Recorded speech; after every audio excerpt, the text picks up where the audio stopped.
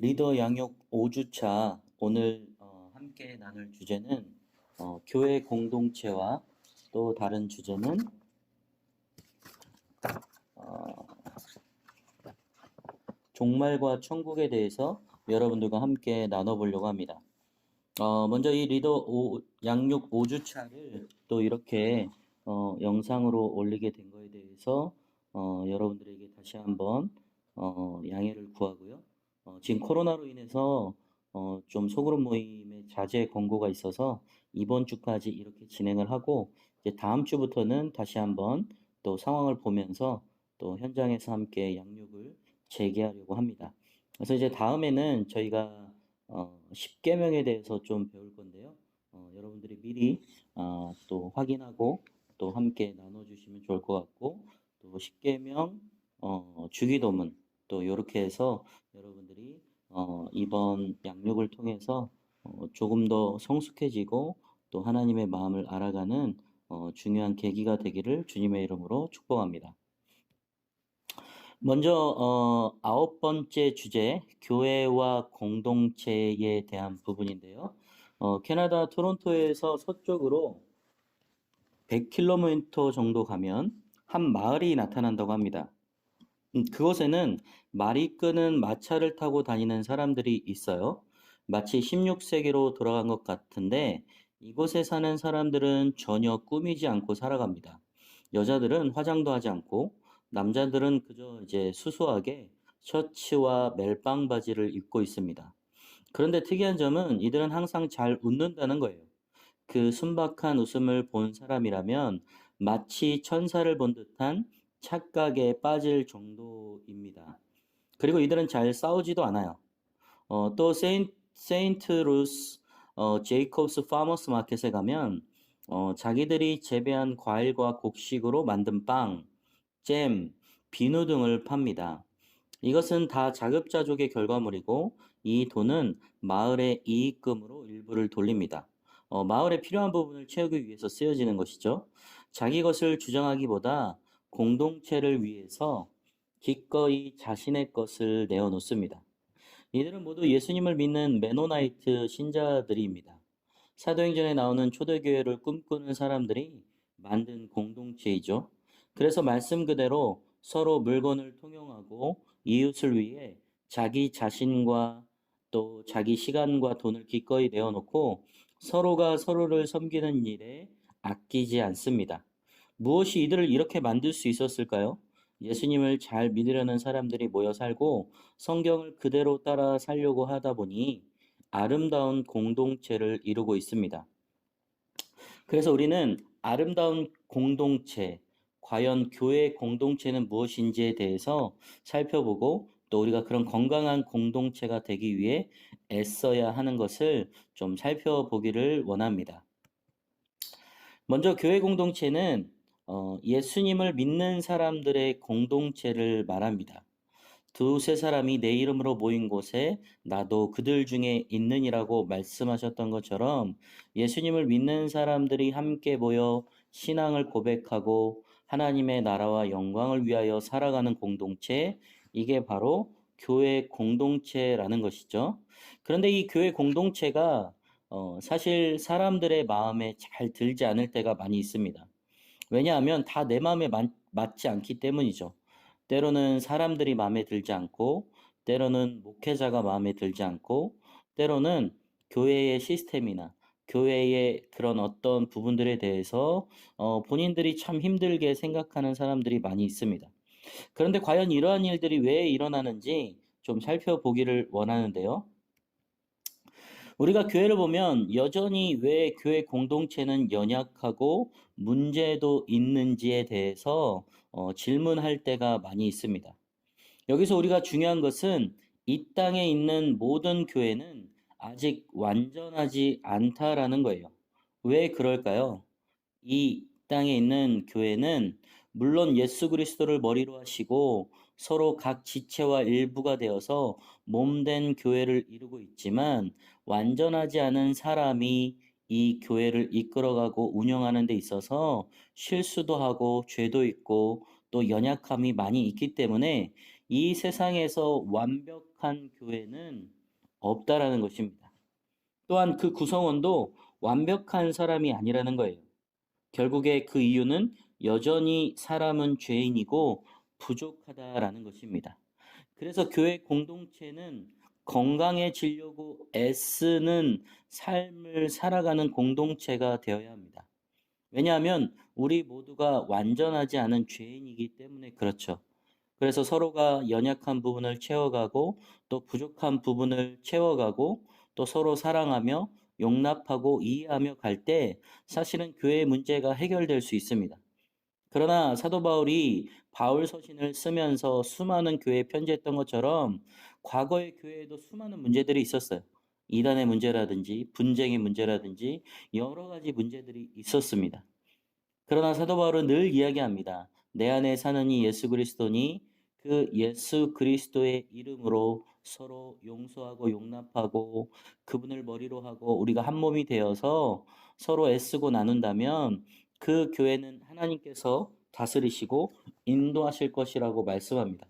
그런데 우리 인간의 연약함 때문에 대개는 그렇지 못하는 경우가 많다라는 거예요. 그러면 우리는 어디에서 교회의 건강함을 찾아볼까 생각했을 때 바로 초대교회를 좀 찾아가 보기를 원합니다. 이 초대교회는 많은 특징이 있었는데요. 먼저 7가지의 초대교회 특징을 한번 열거해 보겠습니다. 먼저 그들은 가르침을 받고 또 교제하고 또 기도하기를 힘썼습니다. 또 물건을 서로 통용하고 재산과 소유를 팔아 나누어 주고 성전에 모이기를 힘쓰고 순전한 마음으로 음식을 먹었습니다. 먼저 사도행전 2장 42절 말씀에 그들이 사도의 가르침을 받아 서로 교제하고 떡을 떼며 오로지 기도하기를 힘쓰니라. 이 말씀 가운데 초대교회 특징을 보면 가르침을 받고 교제하고 기도하기를 힘썼다라고 말합니다. 결국 그들의 중심에는 가르침을 서로 받을 뿐만 아니라 도전받고 또 서로 교제하고 기도하는 데에 온 힘을 다했다라는 것이죠. 두 번째 사도행전 2장 44절 말씀은 믿는 사람이 다 함께 있어 모든 물건을 서로 통용하고 라고 말씀합니다. 결국 물건을 서로 통용하며 나누고 또 함께 공유했다라는 것이죠. 요즘에 공유라는 이 부분들이 굉장히 사람들에게 있어서 중요한데, 뭐 공간을 공유하고, 물건을 공유하고, 또 차를 공유하고, 이런 공유함이 많이 있는데, 이거는 사회적 공유를 말하는 것이고, 이 초대교회의 공유는 정말 그들의 이익과 유익을 전혀 생각하지 않고 서로 아낌없이 나눠주고 또 공유했다라는 것입니다. 또 사도행전 2장 45절 말씀을 보면 또 재산과 소유를 팔아 각 사람의 필요를 따라 나눠주며 라고 말씀합니다. 결국 재산과 소유를 팔아서 나눠 주었다라고 말합니다. 이것은 그냥 어떤 그들의 이익과 유익과 목적을 위해서 재산을 팔아서 그들에게 주었던 것이 아니라 뭐 그들의 마음을 사고 또 그들의 어떤 부분들을 이용하려고 그랬던 것이 아니라 정말 하나님의 마음으로 재산의 소유를 팔아서 각 사람의 필요를 채워주고 또 어려운 점을 또 해결해 주는 역할들을 했던 교회가 바로 초대교회라는 것입니다. 세 번째 사도행전 2장 46절 말씀은 날마다 마음을 같이하여 성전에 모이기를 힘쓰고 집에서 떡을 떼며 기쁨과 순전한 마음으로 음식을 먹고라고 말씀합니다. 여기서 볼 때 초대교회 공동체는 성전에 모이기를 힘썼을 뿐만 아니라 순전한 마음으로 음식을 먹었음을 볼 수 있습니다. 그래서 이 초대교회의 특징에 있어서는 한마디로 얘기해서 사랑이 넘치는 공동체, 또 서로 나누고 공유하고 또 아낌없이 주는 공동체였다라는 것을 우리는 살펴볼 수 있습니다. 그래서 그 결과 어떤 일이 초대교회에 벌어졌는지 아십니까? 그 결과를 한번 살펴보기를 원하는데요. 사도행전 2장 47절 말씀에는 온 백성에게 친송을 받으니 주께서 구원받는 사람을 날마다 더하게 하시니라. 결국 그렇게 초대교회의 사랑과 나눔과 또 아낌없이 서로에게 보탬이 되고 격려가 되고 도전이 되었던 그 공동체가 온 백성에게 칭송을 받을 뿐만 아니라 주께서 구원받는 사람을 날마다 더하게 하시니라고 말씀합니다. 여기서 중요한 게 있어요. 구원받는 사람이라는 것이죠. 그러니까 성도의 수가 날마다 더하게 하신 것이 아니라 구원받는 사람, 정말 주님을 믿고 주님을 영접하는 사람들이 날마다 더하게 하셨다라는 거예요. 인격적으로 주님을 만난 사람이 많아졌다라는 것이죠. 저희도 교회를 가서 또 그 교회에 가서 어떤 문화나 또 은혜를 경험하고 또 여러 가지 마음들을 나누고 또 우리가 도전받는 것들이 많이 있습니다. 여러분들이 우리의 교회에 또 여러분들이 속해 있는 공동체를 봤을 때 정말 우리 교회가 세상 공동체와 어떻게 달라야 하는지를 초대교회의 모습을 통해서 여러분들이 살펴보기를 원합니다. 그래서 정말로 우리가 초대교회처럼 이 땅의 교회가 건강하고 또 많은 사람들을 섬기고 그 섬기는 사람들이 결국 구원받는 자로서 나아갈 수 있도록 그런 은혜가 넘치는 공동체가 되기를 소망합니다. 네 번째, 교회는 이 땅에 누구를 위해 세워졌고 또 교회는 어떤 이들이 오는 공동체여야 하는지 마태복음 11장 5절 말씀을 보면서 살펴보기를 원하는데요. 이렇게 말씀합니다. 맹인이 보며 못 걷는 사람이 걸으며 나병 환자가 깨끗함을 받으며 못 듣는 자가 들으며 죽은 자가 살아나며 가난한 자에게 복음이 전파된다 하라. 여기서 한 부류들이 나와요. 어떤 부류들이 나오죠? 가난한 자, 소외된 자, 또 병든 자, 또 귀신 들린 자. 이 모든 사람들이 다 있어야 되는 곳이 바로 교회라는 거예요. 그래서 이 사람들이 어떻게 된다고요? 마지막 절에 보면 복음이 전파된다 하라. 이들을 통해 복음이 전파되는 곳, 바로 그것이 교회라는 거예요.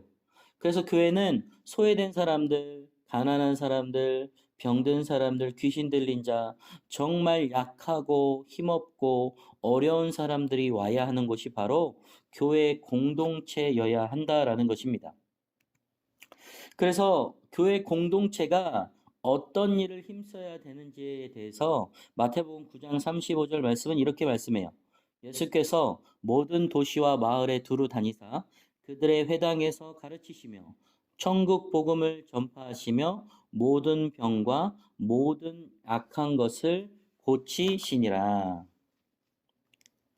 교회 공동체가 힘쓸 일을 마태복음 9장 35절에 보니까 가르쳐야 되고요. 두 번째는 복음을 전파해야 되고요. 세 번째는 치유해야 됩니다. 또 여기서 우리가 더 신경을 쓰고 세상을 섬기면 좋을 일들이 또 예배를 세우고 또 구제 사역들을 하고 또 복지의 사역들 또 복음 전도에 대한 다양한 시도들을 교회 공동체가 힘써야 된다라는 것을 우리는 말씀을 통해 살펴볼 수가 있다라는 것이죠. 그렇다면 예수님께서는 교회가 어떤 곳이 되어야 한다라고 말씀하셨는지 한번 살펴보기를 원합니다. 마가복음 11장 15절 말씀은 이렇게 말씀합니다. 그들이 예루살렘에 들어가리라. 예수께서 성전에 들어가사 성전 안에서 매매하는 자들을 내쫓으시며 돈 바꾸는 자들의 상과 비둘기 파는 자들의 의자를 둘러 엎으시며 16절 말씀입니다. 아무나 물건을 가지고 성전 안으로 지나다님을 허락하지 아니하시고 17절 말씀입니다. 이에 가르쳐 이르시되 기록된 바 내 집은 만민이 기도하는 집이라 칭함을 받으리라 하고 하지 아니하였으냐 너희는 강도의 소굴을 만들었도다 하심에 결국 예수님께서는 이 땅의 교회가 만민이 기도하는 집이어야 된다라고 말씀합니다. 그러면서 결국 이곳에서 돈 바꾸고 비둘기를 팔고 정말 그들의 유익과 또 그들의 금전을 행하는 또 매매하는 사람들을 보면서 이 사람들이 강도의 소굴을 만들었다고 하시면서 아주 책망하시는 모습을 보게 됩니다. 결국 하나님의 교회 공동체는 하나님 아버지께 기도하는 집이라고 말씀하시면서 이곳에서 기도하며 또 가르치며 복음 전파하며 치유하며 이런 하나님의 영광을 나타내는 일들이 일어나야 되는데 정말 사람의 유익과 사람의 욕심을 통해서 행해지고 벌어지고 있는 모습들을 보면서 예수님께는 탄식하시면서 교회는 기도하는 집이다 라고 선언하시는 모습을 보게 됩니다. 성경에서는 마지막 때가 될수록 교회 공동체는 어떻게 해야 한다라고 말씀하는 부분들이 있는데요. 히브리서 10장 25절 말씀은 이렇게 말씀합니다. 모이기를 패하는 어떤 사람들의 습관과 같이 하지 말고 오직 권하여 그날이 가까움을 볼수록 더욱 그리하자. 무슨 말씀일까요?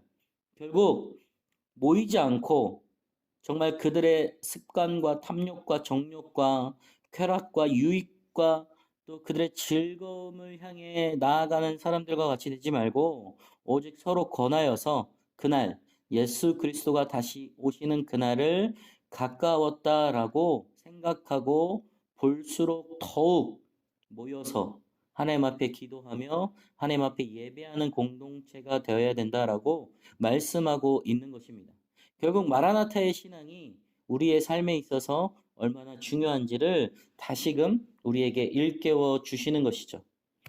그래서 우리는 작은 교회가 되는 기도를 늘 주님 앞에 해야 합니다. 저를 따라서 한번 기도해 보시겠습니까? 주님, 저를 주님의 공동체인 교회에 초청해 주셔서 감사합니다. 이제는 제가 작은 교회가 되게 해주세요. 그래서 많은 사람들이 쉬어가고 저를 통해 도움을 받게 해주세요. 작은 교회인 제가 더 말씀과 기도와 찬양을 하게 해주세요. 주님을 기쁘시게 하는 가정을 이루게 해주세요. 예수님의 이름으로 기도드립니다. 아멘.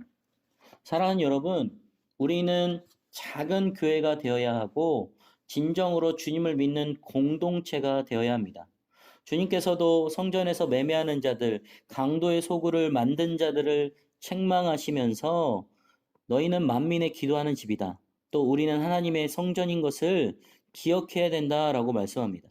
우리는 하나님의 거룩한 성전으로서 날마다 예수 그리스도를 닮아가며 예수 그리스도가 이 땅에 오실 때까지 그날을 가까이 보며 볼수록 더욱 주님을 따라가는 것, 또 주님을 닮아가고자 애쓰는 공동체가 되어야 되는 게 바로 그런 교회 공동체라는 것입니다. 그래서 작은 교회가 되어서 더욱더 말씀과 기도와 찬양을 간구하고 또 주님을 기쁘시게 하는 가정도 이루고 또 진정으로 교회 공동체가 되어서 정말 많은 사람들이 그 공동체 안에 쉬어가고 주님의 말씀을 듣게 되고 또 기도와 찬양을 함께 하는 그런 아름다운 공동체가 되기를 주님의 이름으로 축복합니다. 그래서 진정으로 여러분들이 건강한 공동체의 이런 작은 교회가 되어서 여러분들이 속해 있는 교회와 공동체가 하나님의 은혜 가운데 머물기를 주님의 이름으로 축복합니다. 마지막으로 다룰 주제는 종말과 천국입니다. 마지막 때 그리고 우리가 가야 할 천국 그곳은 어떤 곳인지를 여러분들과 마지막으로 이 주제를 다루고 이번 양육 5주차로 이 양육 단계를 마치려고 하는데요. 제가 아는 목사님의 처남이 어느 날 천국으로 가셨습니다. 그분은 젊은 나이에 암투병을 하다가 소천을 하셨는데요. 살아있을 때 키가 180이 넘어서 190 가까이가 되었고 아주 건강하셨습니다. 그러나 암에 걸리자 몸무게는 계속 줄고 또 그의 모습은 초라해 보이기까지 했습니다. 천국 환송 예배를 드리기 전 몇 달은 누워만 있었고 밥도 한 끼도 아니 한 숟가락도 제대로 먹지 못했습니다. 왜냐하면 먹으면 토하게 되니 너무 고통스러웠던 것이죠. 마지막 죽기 이틀 전에는 물도 조차 마시지 못했습니다. 그러나 주님은 암투병 중 그분을 만나 주셨고 병중에 세례를 받게 되었다라고 합니다. 그분이 돌아가신 뒤 입관과 발인 예배를 드리고 또 화장을 했습니다. 그 거구의 몸은 사라지고 한 줌의 재만 남게 되었다라고 합니다. 수목장으로 나무 아래 묻으며 하간 예배를 드렸습니다. 예배에 참석한 모든 가족은 인간은 언젠가 다 한 줌의 흙으로 돌아가는 것을 다시금 깨닫게 되었습니다.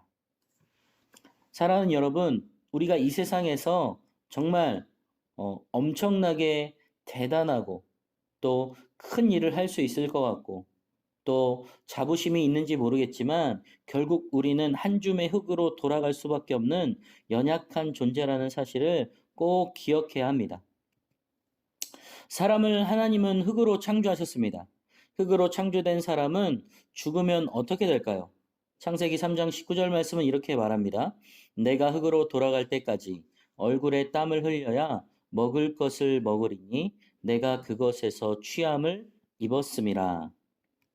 사도행전 13장 36절 말씀은 이렇게 말씀합니다. 다윗은 당시에 하나님의 뜻을 따라 섬기다가 잠들어 그 조상들과 함께 묻혀 썩음을 당하였으되. 결국 성경에서 사람은 죽은 후 어떻게 된다라고 말씀합니까? 죽은 후 흙으로 돌아간다라는 것입니다. 이스라엘 역사에 있어서 그 위대한 다윗도 죽은 뒤에 그 조상들과 함께 묻혀서 육체가 썩음을 당했다라고 말합니다. 결국 우리는 죽어서 그 육체는 한 줌의 흙으로 썩게 되는 연약한 존재라는 것을 알 수 있다라는 것이죠.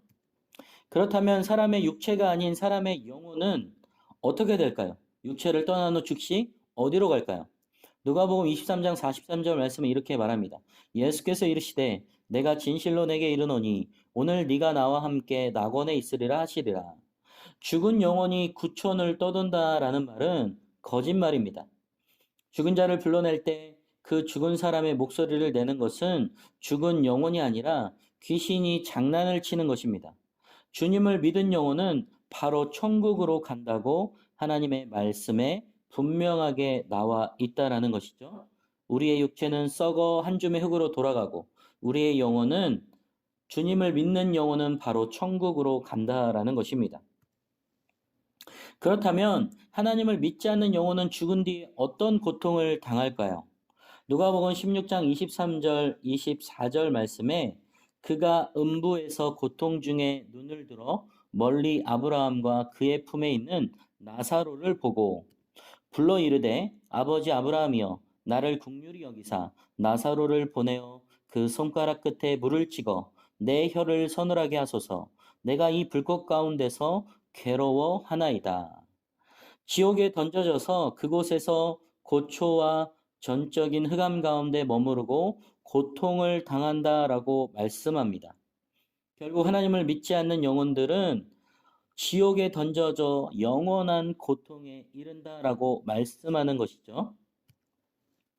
그렇다면 죽은 뒤 인간의 몸은 어떻게 될까요? 말씀에서 살펴보기를 원하는데요. 사도행전 24장 15절 말씀은 그들이 기다리는 바 하나님께 향한 소망을 나도 가졌으니 곧 의인과 악인의 부활이 있으리라 함이니라. 요한복음 5장 28절 말씀은 이를 놀랍게 여기지 말라 무덤 속에 있는 자가 다 그의 음성을 들을 때가 오나니. 29절입니다. 선한 일을 행한 자는 생명의 부활로 악한 일을 행한 자는 심판의 부활로 나오리라. 빌립보서 3장 21절 말씀은 그는 만물을 자기에게 복종하게 하실 수 있는 자의 역사로 우리의 낮은 몸을 자기 영광의 몸의 형제와 같이 변하게 하시리라. 죽은 뒤 우리의 육은 땅에 묻히고 영은 천국으로 올라갑니다. 이 땅의 마지막 날 예수 그리스도께서 재림하실 때 다시 오실 때에 우리의 몸은 부활하여서 변화하게 되고 거룩한 몸이 되어 영원한 천국의 안식을 누립니다. 천국에 가면 결혼도 하고 이 땅에서와 같은 삶을 살 수 있을까요? 이 땅에서 우리는 불완전한 존재로서 삶을 살아가고 있습니다. 천국에서의 삶은 완전한 존재로서 지금과는 다른 삶을 살게 되어요. 우리가 맺고 있는 이 땅에서의 관계 이상의 완벽한 삶이라는 것입니다. 고통도 슬픔도 아픔도 없는 영원한 그곳에서 하나님과 함께 영원한 안식을 누리는 그 천국, 그곳을 여러분들이 소망하기를 바랍니다. 그렇다면 심판하는 날 배교한 사탄과 천사들은 어떻게 될까요? 유다서 1장 6절 말씀은 이렇게 말씀합니다. 또 자기 주의를 지키지 아니하고 자기 처소를 떠난 천사들을 큰 날의 심판까지 영원한 결박으로 흑암에 가두셨으며. 베드로서 2장 4절 말씀입니다. 하나님이 죄를 범한 천사들을 용서하지 아니하시고 지옥에 던져 어두운 구덩이에 두어 심판 때까지 지키게 하셨으며 결국 자기 지위를 지키지 아니하고 처소를 떠난 천사들을 큰 날의 심판까지 영원한 결박으로 흑암에 가두셨다. 또 죄를 범한 천사들을 용서하지 않고 지옥에 던져져서 어두운 구덩이에 두어서 심판 때까지 지키게 하셨다라고 말씀합니다. 결국 심판한 날 배교한 사탄과 천사들은 지옥에 떨어져 흑암 가운데 심판 때까지 당하는 그런 고통이 있다라고 말씀합니다. 그렇다면 과연 우리의 천국은 어떤 곳일까요? 요한계시록 21장 4절 말씀은 모든 눈물을 그 눈에서 닦아 주시니 다시는 사망이 없고 애통하는 것이나 곡하는 것이나 아픈 것이 다시 있지 아니하리니 처음 것들이 다 지나갔습니다. 결국 우리 안에 그 어떤 슬픔과 아픔, 고통 또 우리 안에 그런 여러 가지 힘들고 어려운 점들이 없다라는 것이죠. 천국에서는. 또 요한계시록 2장 1절 말씀은 또 그가 수정같이 맑은 생명수의 강을 내게 보이니 하나님과 및 어린 양의 보좌로부터 나와서 어린 양의 보좌로부터 나온 생명수의 강이 수정과 같이 흐른다라고 말씀합니다. 2절 말씀은 그 길 가운데로 흐르더라. 강 좌우에 생명나무가 있어 12가지 열매를 맺되 날마다 그 열매를 맺고 그 나무 잎사귀들은 만국을 치료하기 위하여 있더라. 3절 말씀은 다시 저주가 없으며 하나님과 그 어린 양의 보좌가 그 가운데 있으리니 그의 종들이 그를 섬기며 4절 말씀입니다. 모든 눈물을 그 눈에서 닦아주시니 다시는 사망이 없고 애통하는 것이나 곡하는 것이나 아픈 것이 다시 있지 아니하리니 처음 것들이 다 지나갔음이라. 또 5절 말씀은 다시 밤이 없겠고 등불과 햇빛이 쓸데없으니 이는 주 하나님이 그들에게 비치심이라. 그들이 세세토록 왕노릇 하리로다. 예수님이 처음 오셨을 때 그때는 죄인을 부르러 오셨습니다.